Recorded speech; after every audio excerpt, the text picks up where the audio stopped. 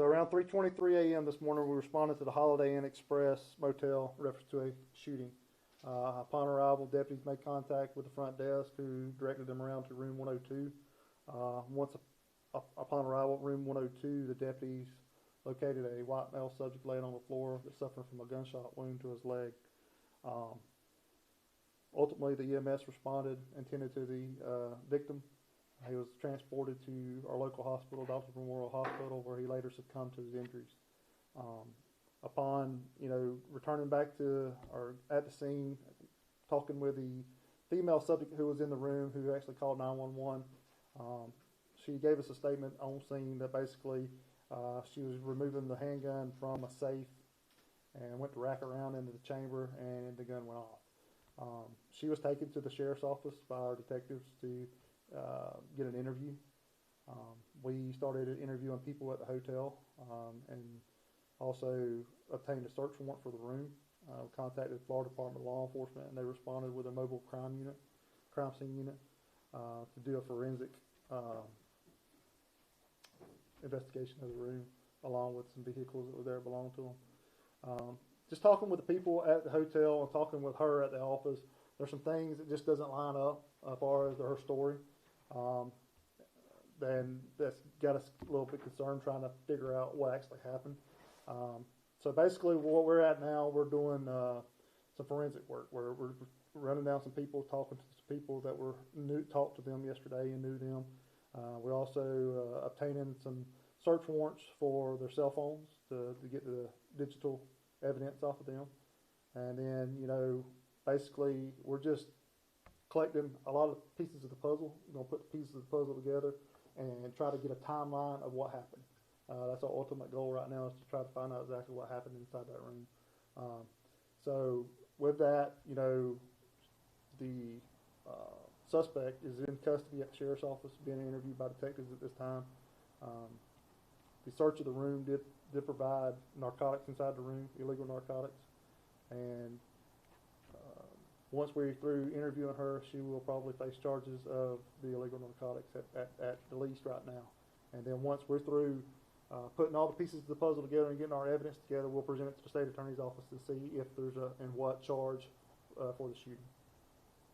And so at this time, it's just the suspect and the victim. There is nobody else that you guys are aware of that was involved in this incident? Right. Correct. That was the two parties involved. And when you say witnesses, is that people that just were at the hotel, work at the hotel? We're talking about front desk clerks. We're talking about people who are in rooms next door that might have heard something. We're talking about janitors. We're talking about anybody that might heard something or seen something. And can you give names or ages for either the suspect or the victim? The victim is identified as Stephen Lamar Hall. He was born in 1978. And the suspect's name is Lois K. Merkel. She was born in 1964. And just to make sure you said it earlier, he's known from the Holmes County area, and she was a Panama City resident? She has a Panama City address. She lives in Panama City now. He is known to frequent Holmes County. We all know him here. He has a Chipley address on his license. And there is no threat remaining to the community, no. Right? Correct. No threat.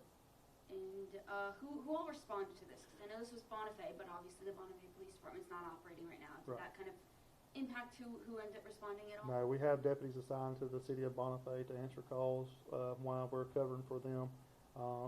We responded along with the Holmes County EMS. The state attorney's office responded out, and the Florida Department of Law Enforcement. And this call came in a little after 3 a.m. this morning, correct? 3:23, yes, ma'am. Anything else that I'm missing about this?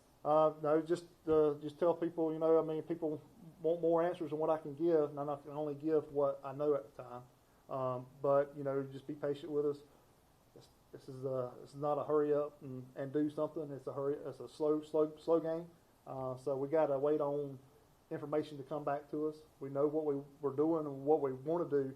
We got to wait on people to respond to give us that forensic information as far as text messages, video surveillance from the hotel, stuff like that, so we can actually put a timeline together of what actually happened that day. And do you know if the hotel is operating now, or is it still closed while your team continues to investigate? No, they're open. Okay. And you guys have gone through quite a bit the last month or so. Can you just tell me how strong your department is when it comes to working day in and day out to keep people safe?